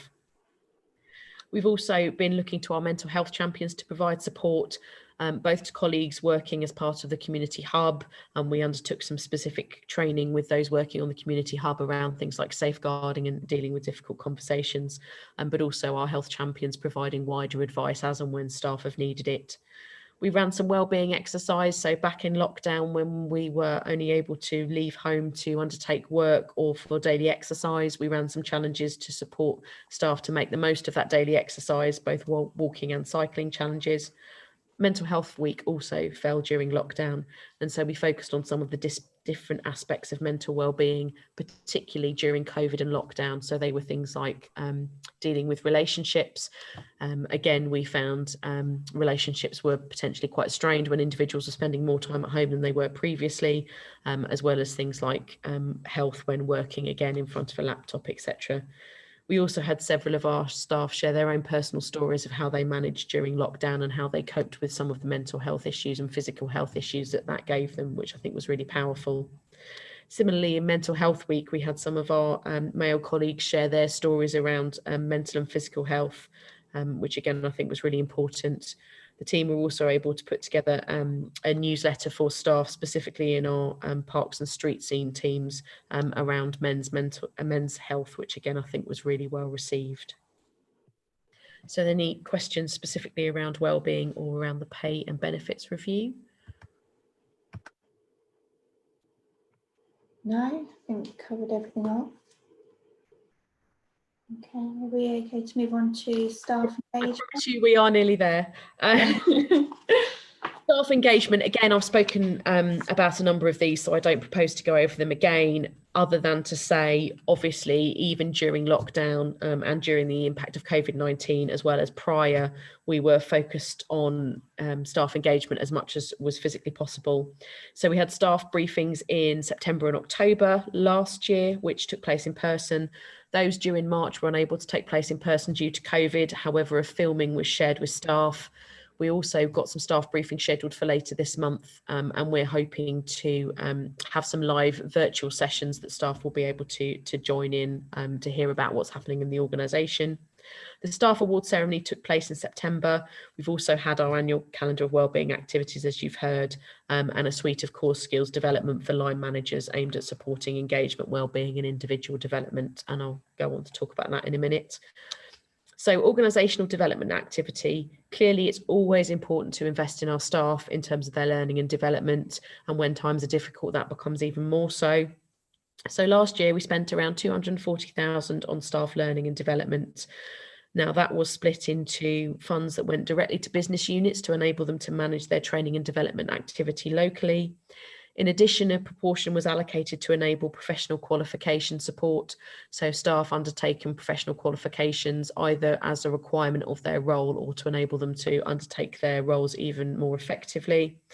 And thirdly, the remainder was for corporate training, and that covers everything from essential, mandatory or health and safety training through to management development, through to other particular skills training, which was felt to be helpful, everything from interacting with members to interacting with media, to general sort of management support, minute taking, anything and everything that you could imagine that's helpful to officers to enable them to do their roles effectively. So we had a number of leadership activity, core skills, wellbeing and health and safety. And again, I won't list the topics, but they're in the report for you. Clearly, in terms of face-to-face training and also availability of trainers, etc., the pandemic situation has somewhat curtailed some of the opportunities available. For the remainder of this financial year, therefore, the efforts are really focused on ensuring that our mandatory and our health and safety requirements are met in terms of training. That's not to say other training won't happen. And again, I've already alluded to the leading remote teams. The HR team are also in the process of developing a wellbeing module, which will be available to all staff. That's not specifically linked to COVID, that's general wellbeing, although obviously COVID will form part of that. So we are continuing to look at how we can provide training in an innovative way and still enable staff to access those opportunities, but recognising that that has been more difficult during the pandemic. To answer questions around apprenticeships, so we currently have 9 apprentices in post, 1 role pending interview and 2 about to go out to recruitment. 24 former apprentices have secured permanent roles at the council either during or at the end of their apprenticeship, which is really positive. 16 have left the council's employment once their apprenticeship was finished, 11 of whom have secured permanent roles in other organisations or gone on to further education. So again, that's really positive. As was picked up, the apprentice levy is significant for the organisation. So about 0.5% of our payroll goes direct to HMRC. That apprenticeship levy can only be spent on supporting apprentices. So it's really important that we look to maximise the apprenticeship use within the organisation. The government target is 2.3%. And as we've talked about, we're not on track to meet that target. Partly that's because of how apprenticeships have changed over time. So previously apprenticeships tended to be for a year. So therefore someone would come and join us for a year. They would either secure a permanent role with us or move on somewhere else, and we then have another apprentice in. However, where apprenticeships have now taken longer, so for example, a number of them now take 2 years to complete, some are even longer, that does mean that we then can't bring another apprentice into that role. If we're funded for a single apprentice, that individual is in there for that 2 to 3 year period, but they can only be count once in terms of meeting the target, if that makes sense. So that's the challenge that we have to pick up. Apprenticeships can be used for people coming into the organisation, but also to upskill our current staff. They're not applicable in every single circumstance. But there are a huge number of apprenticeships available, and they are increasing all the time. So one of our pieces of work in the coming year is certainly around how we maximise the use of apprenticeships within the organisation, not only in terms of the levy that we're spending, more importantly, because it's a really helpful way of developing people into the organisation and also developing those who are current employees. Okay, thank you. I think that was the last bit. Any questions on there? Any comments in the apprenticeship section? No? Oh, sorry, Councillor Capon. Thank you, Chair. Just a quick question for me regarding the apprenticeship bit. So there's 16, Sarah, you mentioned left the council's employ. Just generally, is that due to, I know 11 secured permanent roles? I was just curious at why they weren't sort of secured within the council, if there was a general theme that perhaps it was either they were just happy to leave at that point, or that there wasn't the vacancies for them. Is there any sort of learning from why those apprentices secured roles elsewhere that we could take forward? Thank you, Councillor. I mean, I think that there's a range of reasons why individuals leave the organisation after their apprenticeship. It's worth bearing in mind that some apprenticeships are quite general, and therefore individuals will have skills that can be applicable across the organisation. Some can be quite specific to specific disciplines, and therefore if there aren't vacancies within that particular team, some of which we have quite small teams, that can then make it difficult for us to retain that member of staff if actually the funding that we have is for an apprenticeship post. But also there are individuals who are keen to go on to further education and other things which would take them out of our employ anyway. So there's a number of different reasons why individuals would have left after their apprenticeship finished. But obviously we're always keen to try and retain good people that we've invested in and developed, because apprenticeships are not only an investment in terms of levy money, but also an investment in terms of officer time and input to support an apprentice. So clearly we're keen to retain good people wherever we can. Thank you. Any further questions? No? Oh, sorry, Councillor James. With a lot of our work being done outside, not by our own staff, do we, it may be the wrong place to ask, but do we actually, the people who actually take some of our contracts, do we actually try and push them to take apprentices? I don't know, can't think of what they do, but you think, even, because I don't know, a lot of our work is done by contractors and what have you, but do we try and insist that some way or other that they can take apprentices, especially from Basingstoke? Because it seems strange to me. I know things have changed and I'm getting a bit old on this one, but I just assumed when you had an apprentice, you would run one year. Now, I can understand what you were saying with small departments, but it seems strange that we don't do that, because I don't know what your apprenticeships are in general. They seem to be quite wide, but I just wondered why would we encourage more of our outside contractors who have got work with us quite a lot of that they take some apprentices.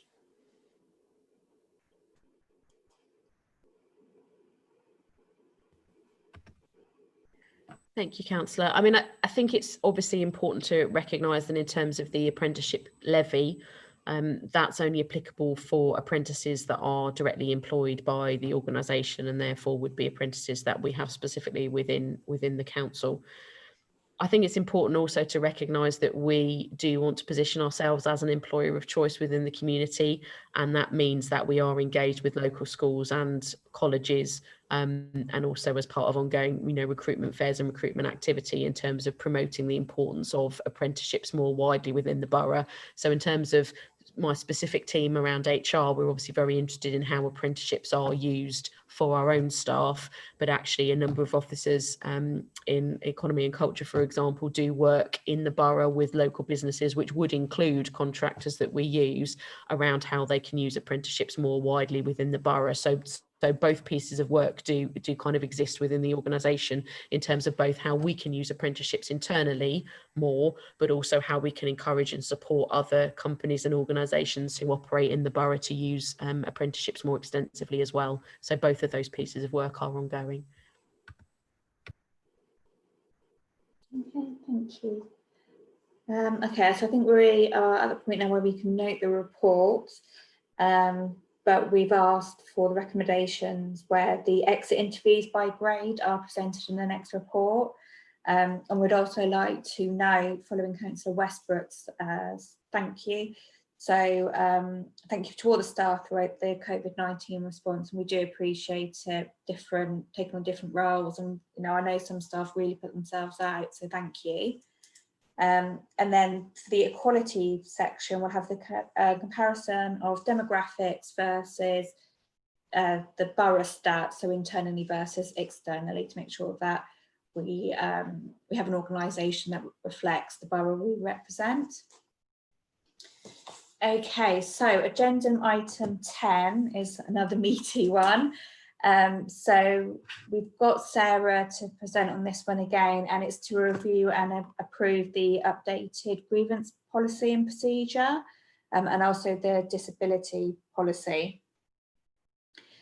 So I think if we go through it, Sarah presents, then we'll take any questions, and then we'll also submit any views on the delegation of recommendations and amendments, and also any other policies to look at.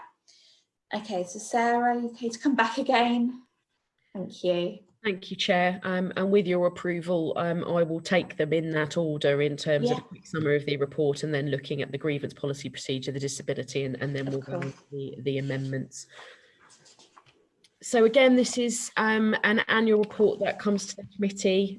So we presented again last November, which is really just a reminder that constitutionally the HR committee are responsible for the approval of a set of policies. And those were those that were deemed at the time of the constitution being put together to have the most significant impact on staff and or costs to the council. In addition to this, the committee are required to undertake an annual review of the delegation to officers of all other employment policies not specifically listed as being required for them to approve. And so therefore we'll look at whether the committee wishes to amend the delegation for any of those. So in terms of the policies that are before you today for approval, they're the disability and the grievance policies. Revisions have been made to both of those, and they are outlined in the report. Again, I'm not specifically suggesting that I'm going to go through line by line, but just in terms of a summary, really.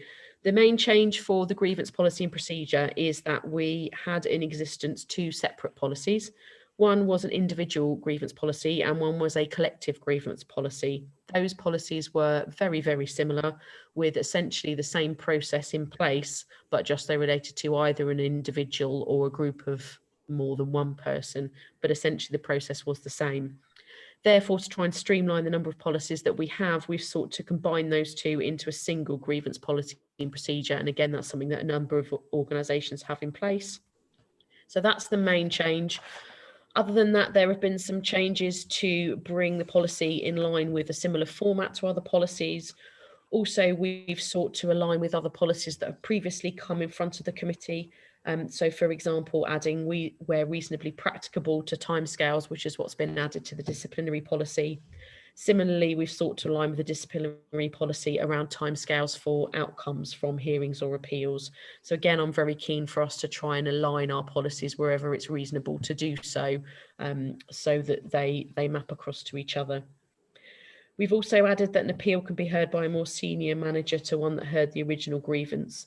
So it doesn't have to be heard by a head of service. That enables us to take into account the content and complexity of the grievance and for it to be dealt with appropriately. And again, we've removed items that don't need to be there. So the key change really is the combining of the two grievance policies. Similarly, for the disability policy, actually, that's also been combining two policies. So there was an access policy previously, which focused solely on disabled access to council property and offices, and there was a separate disability policy. So again, we've sought to combine the two to enable officers to easily locate information that they need when required.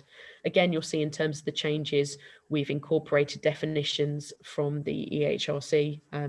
So it's about making sure that we have nationally recognised definitions within our policies that will make sense to people who come in from outside the organisation. And we've also updated to reflect national changes in schemes, or again, reflecting updated information in other policies.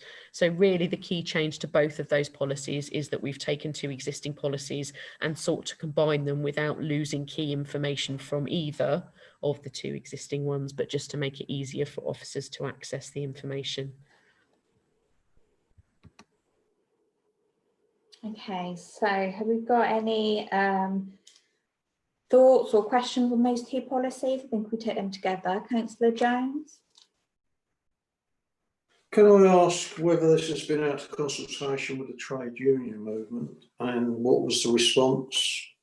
Because we don't seem to have, I don't know how long it's been, but years ago they were always part of this committee, so we could ask them direct questions. They don't seem to be these days, and I did raise it at one of our meetings before. They don't seem, I don't know if they get an invite and don't come or don't get an invite, but it would be good to have them there because we're trying to run things smoothly, and if they're disagreeing, we want to know why, and is there a good reason? So I have shared both updated policies and also the same amendments that are listed in the report with Unison, and I have talked them through the changes that we have made. They did request that they could put those changes to their exec meeting, so that the meeting of the kind of exec leads within Unison locally, which obviously I was very happy for them to do so. So that meeting hasn't taken place yet. Clearly, if they do come back with any significant concerns from that, then obviously I would bring that back to the committee. There were no indications of immediate concerns when I ran them through the changes, but as I say, they did request that that could go to their full exec committee for consideration as well. So they will take that shortly to them, and then they will feed back to me if they do have any concerns, but I'm not anticipating there will be any. Councillor Gardner? On that point, in future, when we get reports on policies, could we have a section which actually tells us what the Unison position is? Yes, I'm very happy to make sure that that's added in. Councillor Jones? Well, do they not get an invite anymore to this committee, or years ago when I set the blooming thing up, funny enough, they was part of it. They sat there, and if they wished to say something, because it seems to me we talk these things through. We're no disrespect to HR, it's where they see things, but they might be seeing something entirely different. It'd be nice to know that we're all singing from the same hymn sheet. So we did have the conversation on whether or not any representatives would be invited. Because it's a virtual meeting now, it does seem really, we found it that they might not have the time to come in, or they may not have a computer access at that time. So I did ask Sarah to speak to them beforehand, and obviously all staff are welcome at all times to watch the HR committee meetings. But this is another reason why I asked for the JCC to be set up again, to give them a voice. I think Sarah wants to come in.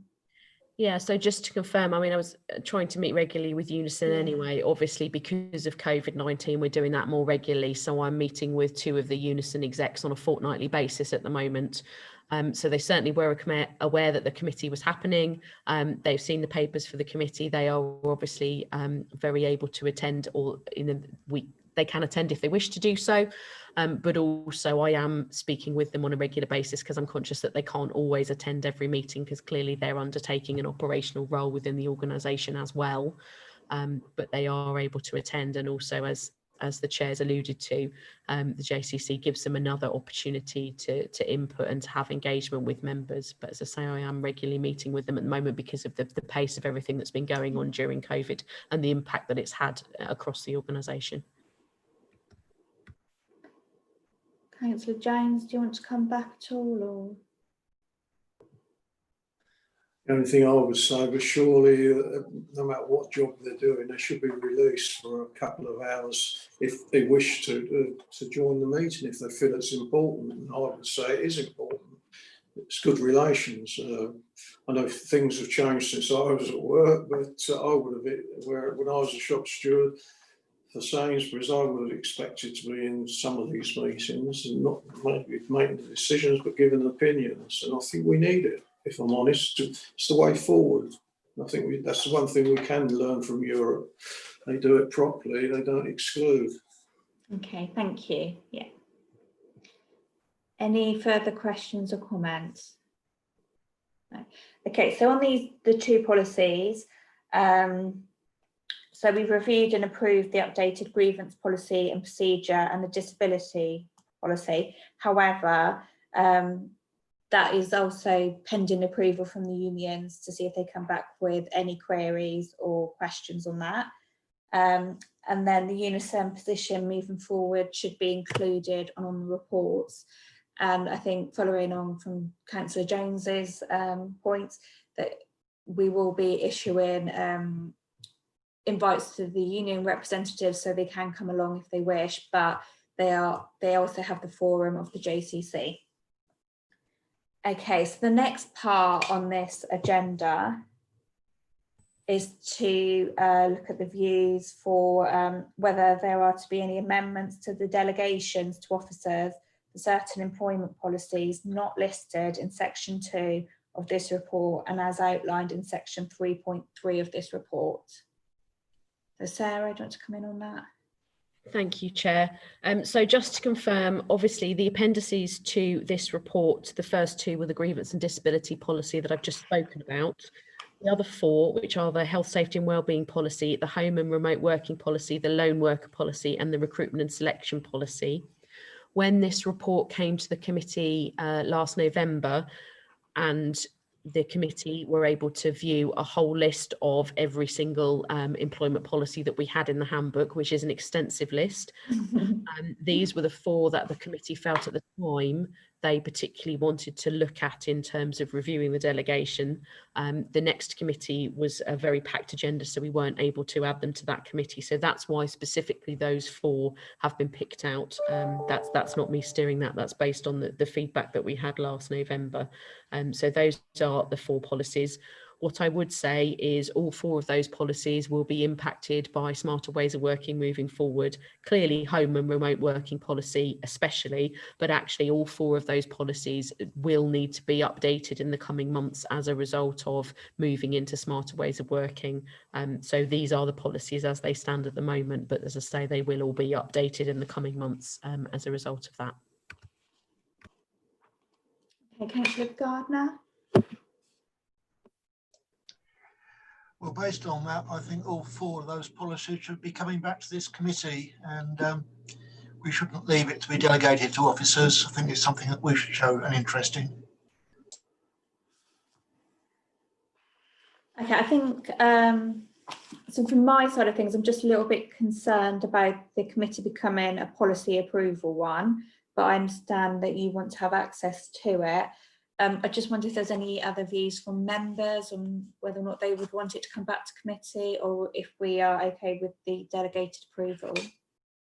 Councillor Reid. Thank you, Chair. Yes, I'd agree with Councillor Gardner. I think they should come back. Okay. Councillor Capon. I thought that Sarah and her team and the officers are more than able to approve and make the changes necessary, but it would just be good to, similar to the table we've been presented in this paper that sort of just gives a summary of the changes that have been made. it'd be really useful to see that summary. So rather than being the approval committee, it's actually more just being kept in the loop. I think that personally would be a good middle ground. Councillor Reid? Thank you, Chair. I think that would be fine if we weren't suggesting that there might be some major changes, but in the light of COVID, as Sarah has said, and the changes to smarter ways of working, I think in particular, I read through the home and remote working policy, and it's not fit for purposes at all in terms of how things work now. And we don't know how things are going to be working in another 6 months. So I think it is important that they do come back and that members have the opportunity to have a look at changes. Okay, that's fine. I think then, just to make it fair, I think if we go to the vote then, so can I have a show of hands to see if people are happy for Sarah's team to delegate the changes? No, so it looks like we are unanimous in it coming back to the committee with a summary of changes, but also to have that input on the major ones. Okay, that's fine. Okay, thank you everybody for that one.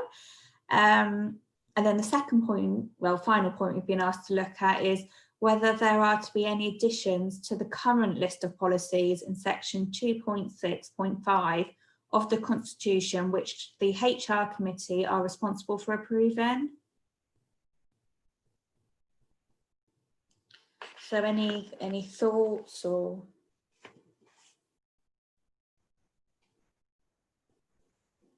No, so we're content with the policies that we've got, or is everybody just having a quick look at the list?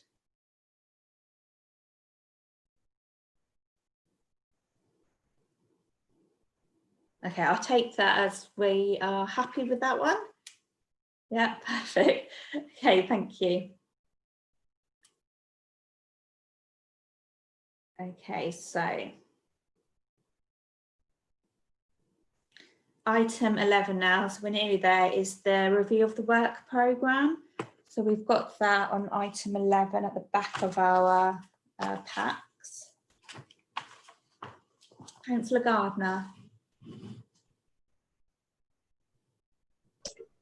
It's not much of a work programme, it only tells us what we've just done. Yeah, it's pretty vague at the moment.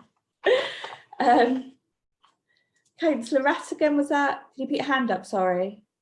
Yeah, I just wonder if we are about to have a implementation of safer spaces within deans to make working or the comeback of staff applicable. If we could review that, so as we as a committee know what measures have been taken into place, and so as we can have a view whether staff are suitably accommodated in a revamped Deans. Can I offer that up? Yeah, that would be fantastic. And then I think that ties in with the smarter ways of working as well. That's the ongoing project. And then the next meeting is March, so quite far off, is we'll have the HR ops report anyway. So there's three sort of topics on there. Any other requests from anybody, or Sarah wants to add anything to it? Yeah, Sarah. So I think, as I alluded to earlier on in the summary, I'd be wanting to bring back something on the pay and benefits review as well, to elaborate on that in more detail, and on smarter ways of working, which links into the point that Councillor Rattigan made. Yeah, so I think everything sort of links in together as we progress through this COVID situation and where we go next. Okay, so Councillor Jones? Does this include how we as councillors are going to be working when COVID dies out, hopefully, or with COVID going now? Because I have great concerns, and I've raised it a few times, the way we're going with some of these meetings aren't very well. We're doing what we can because of the situation, but we need to look at it for staff. Obviously, they're the first, right? But we need to be known as councillors how our role is affected by this. I think I don't know whether we can incorporate that with what Ken was saying. I think that may be the way forward, but whether as look at councillors, I'm not quite sure with HR. Sue has been doing a lot of background work, so she wants to come in. So a couple of things. Obviously, we've recently circulated the member survey, possibly because of the timing in terms of being the last couple of weeks of August and people being away, we had a very low response rate. So Fiona Thompson, Head of Law and Governance, is going to recirculate the survey and try and actively encourage those members that didn't have time to fill it in to have a quick look at it and return it to us. Because we're using that information along with the staff survey results to kind of review our roadmap towards the end of September.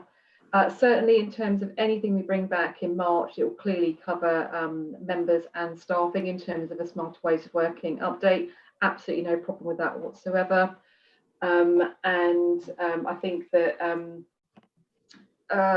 from a member's point of view, we're still taking legal advice in terms of how do we continue with the virtual meetings and how we can take those forward, because obviously we don't necessarily have the IT in place at the current time to hold anything other than a all in or all out meeting process. So we will continue to keep members updated. And then the final thing is that Councillor Golding has asked if we can hold some member briefings towards the end of September.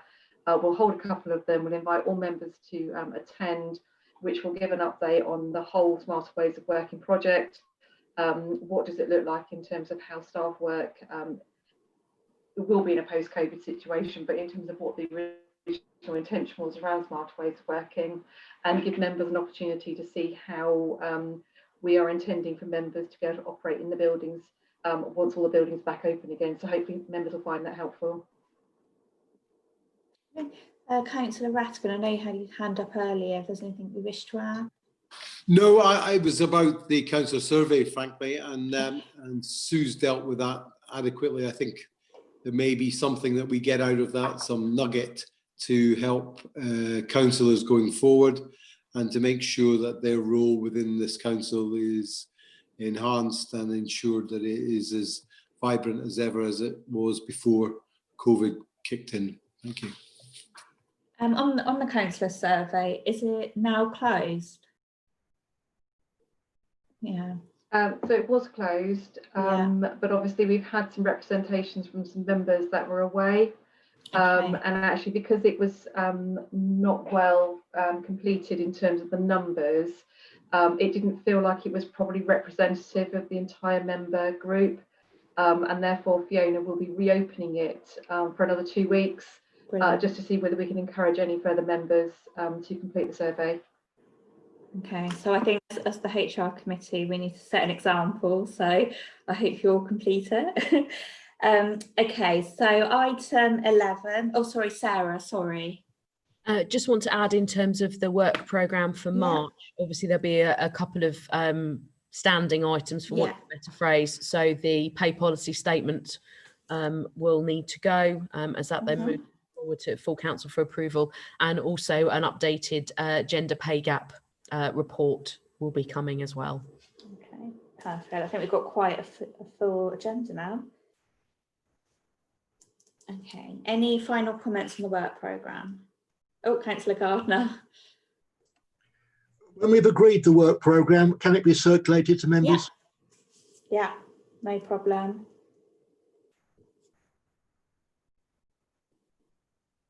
Okay, so I think now if we move on to item 12, exclusion of press and public, there's nothing further to discuss. And again, item 13 as well, confidential items.